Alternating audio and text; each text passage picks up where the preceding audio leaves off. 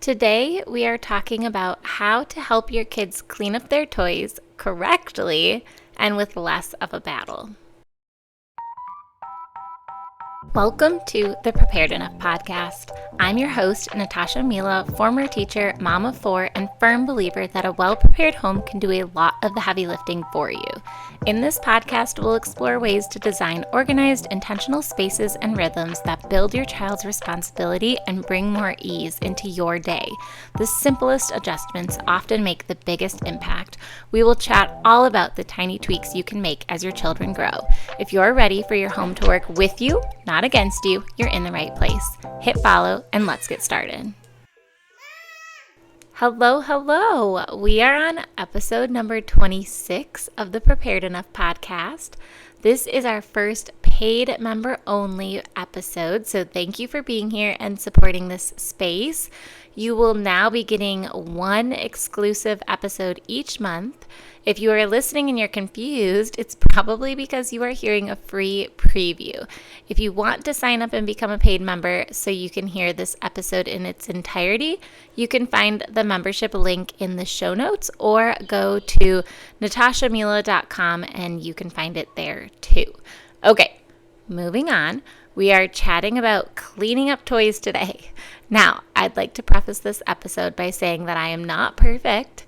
I'd like to start every episode by saying this, but anyway, there are many people who organize and clean differently, and it works perfectly well for them and their families. I'm going to remind you that all of my podcasts are meant to be more of a personal blog type of vibe where I give you some ideas that have worked well for our personal family or that have worked in the classroom setting for me and I kind of have applied to the home setting. And then you can take whatever you need and leave what you don't. So today we are going to go through a few ideas. We have 7 ideas in total. So the first one, we are going to talk briefly about why having less toys is beneficial for cleanup. The answer is kind of obvious, less to clean up, better cleaning, but we're going to touch on that a bit more. Number 2, we're going to talk about having 3 daily reset times. Number 3, we're going to remind you of a few toy setup systems that make cleanup more manageable for kids, and this one kind of relates to the previous podcast episode. And yeah, so mostly we're gonna go through that, but in like a directed kind of way where you're thinking about the cleanup after, and how you're gonna set it up to prevent like excessive cleanup and like unmanageable cleanup. Number 4, we're gonna give you one big play mindset suggestion to pass on to your children. Number 5, we're gonna go through age-appropriate cleaning expectations.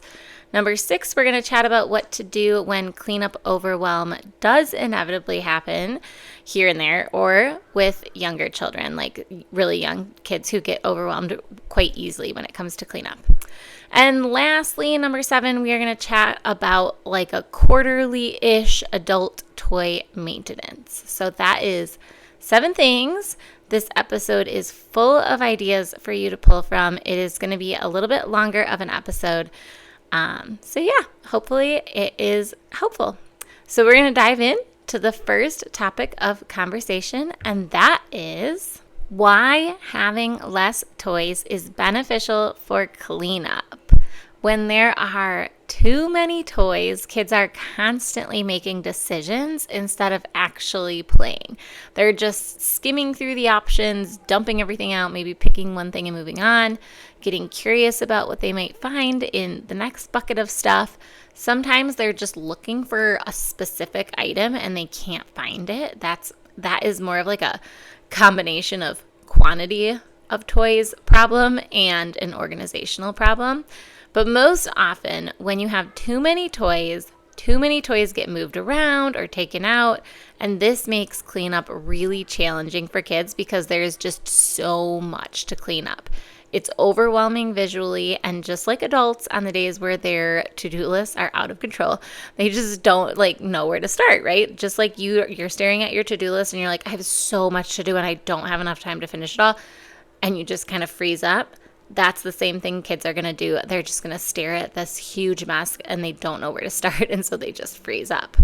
So what a freeze up looks like for a kid is different than an adult. Most often they just end up like an adult is like going to freeze or like walk around and stressed out, like with a stressed out face on, and they're just going to be actually frozen. Or maybe people as an adult, like you end up scrolling on your phone or something like that. Most often, what kids do is they're just going to end up playing with something in front of them because the rest of the stuff is just too much to think about, and they're not going to clean anything up, and they're just going to end up playing with what is right in front of them. So, less stuff to dump when move around, which also equals less overwhelm and easier and more manageable cleanup. Another pro of having less things in their play space is that kids generally tend to take better care of what they have. Each item is a little more special because it can't be easily replaced with just the next toy right next to it. So, yeah, we're just talking about from a kid perspective today, but obviously less toys everywhere lowers your mental load as the parent. So it's a win-win. So how many toys is too many toys? I really can't give you that answer. That would be like a lot of podcast episodes and there isn't a correct answer.